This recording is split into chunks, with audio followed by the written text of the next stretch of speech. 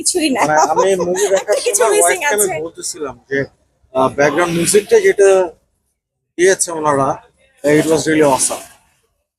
মানে মডার্ন যুগে, এই যুগে আমরা যদি এটা চিন্তা করি আসলে আহ, মানে অডিয়েন্স কিন্তু এই ধরনের একটা মানে মিউজিকটা পেলে হয় কি একটা ভাইব কাজ করে, অডিয়েন্স একটা ফিল আসে, মুভিটা দেখে মজা পাওয়া যায়। একটা বড় যখন আমরা সিনেমা হলে দেখছি তখন ওই ফিলটা চলে আসে।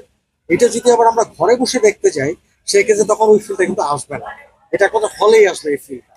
তো সবাইকে সাজেস্ট করবো যে ইনশাল্লাহ সবাই আর আসুন আরেকটা দেখেন। জিনিস আমি স্পেশালি বলতে চাই যে উনি যে মানে অ্যাডিকশনের যে অভিনয়গুলো করেছেন, যে উনি এক একটা জিনিস সাবস্টেন্স উনি নিচ্ছেন এবং উনি যে অভিনয়টা করেছেন, বিশেষ করে যখন উনি রিহ্যাবে ছিলেন, অ্যাকচুয়ালি কিন্তু মানে এই অভিনয়গুলো কিন্তু খুবই অ্যাপ্রিসিয়েটেবল এবং মনে হচ্ছিল যে নাইস, একদম বাস্তব জিনিস যিনি এটা থেকে উনি ওনাকে এরকমই আসলে করা হচ্ছে, এটা খুব বাস্তব লেগেছে। আচ্ছা, এই মুভিটা দেখে আপনাদের মেকিং দেখে মুভি